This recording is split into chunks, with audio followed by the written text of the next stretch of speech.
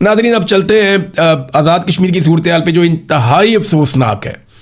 اور بہت ہی تشویشناک خبریں جو ہیں وہ آزاد کشمیر سے آ رہی ہیں۔ راولا کوٹ یہ ایک ایسا علاقہ ہے جہاں سے بڑی سخت مزاحمت ہوتی ہے ہمیشہ، اور یہاں کے لوگ بڑے سخت جان ہیں، بڑے مضبوط لوگ ہیں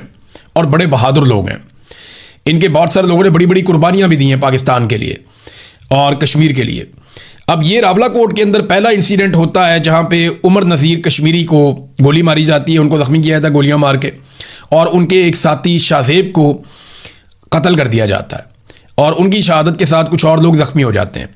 پھر نماز جنازہ کا ایک معاملہ کھڑا ہوتا ہے، لوگ سی ایم ایچ کے باہر احتجاج کر رہے ہیں اور اچانک سے چاروں طرف سے سیکورٹی فورسز نے گھیرنا شروع کر دیا، اور اس کے بعد لائٹیں بند کر دی گئیں۔ جس طرح 26 نومبر کو لائٹیں بند ہو گئی تھی ڈی چوک میں، اسی طرح لائٹیں بند کر دی گئیں اور پھر فائرنگ کا سلسلہ شروع ہوتا ہے۔ ابھی بہت سارے ایسے مناظر آ رہے ہیں جو بڑے ہولناک ہیں،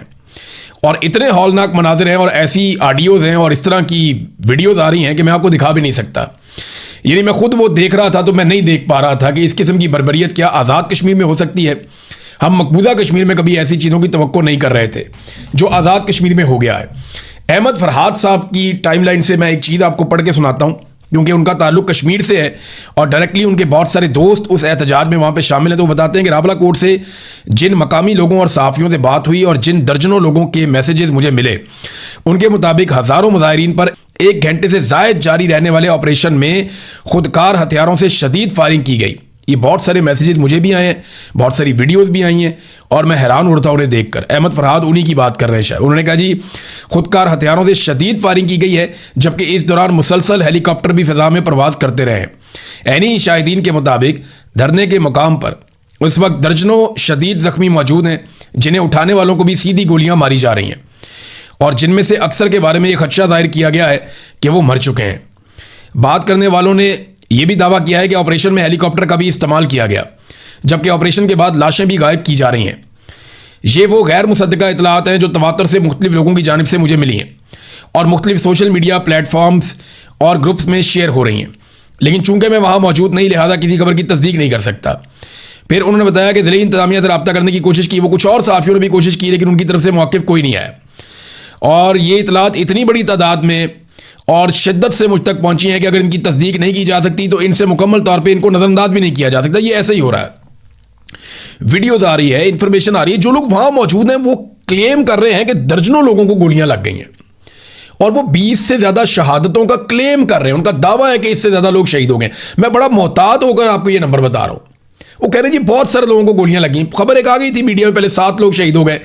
لیکن اس کے بعد ایک دم خبر آنا بند ہو گئی۔ میڈیا کو منع کر دیا گیا کہ آپ کا کوئی بلیک آؤٹ ہے، مکمل طور پہ آپ وہاں پہ نہیں دکھا سکتے کہ آزاد کشمیر میں کیا ہو رہا ہے۔ اور اتنا خوفناک، یعنی وہ کہتے ہیں میرا دل اور دماغ ان اطلاعات کی تصدیق کرنے سے قاصر ہے، لیکن جس طرح سے یہ اطلاعات پہنچ رہی ہیں وہ انتہائی پریشان کن اور تکلیف دہ ہیں۔ متعدد ذرائع کے مطابق اس مبینہ خونی آپریشن کے بعد اس وقت شہر کا علاقہ مکمل طور پہ سیکورٹی فورسز کے کنٹرول میں ہے۔ دیکھیں کرفیو جیسی ایک صورتحال وہاں پہ آزاد کشمیر میں موجود ہے۔ پہلے پاکستان کے میڈیا پہ یہ خبریں چلوائی گئیں اور یہ باقاعدہ ڈسکشن ہوئی اور یہ فیصلہ کیا گیا کہ کرفیو لگا دیا جائے آزاد کشمیر کے راولا کوٹ کے علاقے میں، لیکن جب تنقید ہوئی میں نے شور مچایا، باقی لوگوں نے شور مچایا کہ یار یہ تو انڈیا لگاتا ہے مقبوضہ کشمیر میں کرفیو، آپ پاکستان میں کرفیو لگانے لگے آزاد کشمیر میں، تو فوری طور پہ جو کرفیو والی خبر ہے وہ واپس لے لی گئی۔ لیکن عملی طور پہ وہاں پہ ایک طرح سے کرفیو ہے، ہر طرف سیکورٹی فورسز موجود ہے، بڑی خوفناک فائرنگ ہوئی ہے، لوگوں کو منتشر کیا گیا ہے، بڑی زبردست شیلنگ ہوئی ہے، اور یہ سارے مناظر رپورٹ ہوئے ہیں۔ کشمیری صحافی ہیں کاشف میر صاحب، وہ جو ہے انہوں نے رپورٹ کیا کہ راولا کوٹ شہر پر سیکورٹی فورسز کا مکمل کنٹرول، رات کے وقت گرینڈ آپریشن میں 20 سے زائد نئی اموات کی غیر مصدقہ اطلاعات ان کے پاس بھی ہیں، اور وہ یہ کہتے ہیں کہ سی ایم ایچ کے سامنے جاری عوامی دھرنے کے مقام پر رات گئے سیکورٹی فورسز کی جانب سے بڑے پیمانے پر آپریشن کیا گیا، اور خواجہ کاشف میر سے کچھ عینی شاہدین نے گفتگو کی، اور انہوں نے بتایا سیکورٹی فورسز کے آپریشن کے بعد شہر کے تمام اہم مقامات پر سیکورٹی فورسز نے کنٹرول حاصل کر لیا ہے۔ بہت ساری نئی اموات ہوئی ہیں اور درجنوں زخمیوں کی اطلاعات سامنے آ رہی ہیں، تاہم سرکاری سطح پر ان دعووں کی تصدیق ابھی تک نہیں ہو سکی ہے، یعنی سرکار اس کی تصدیق نہیں کر رہی۔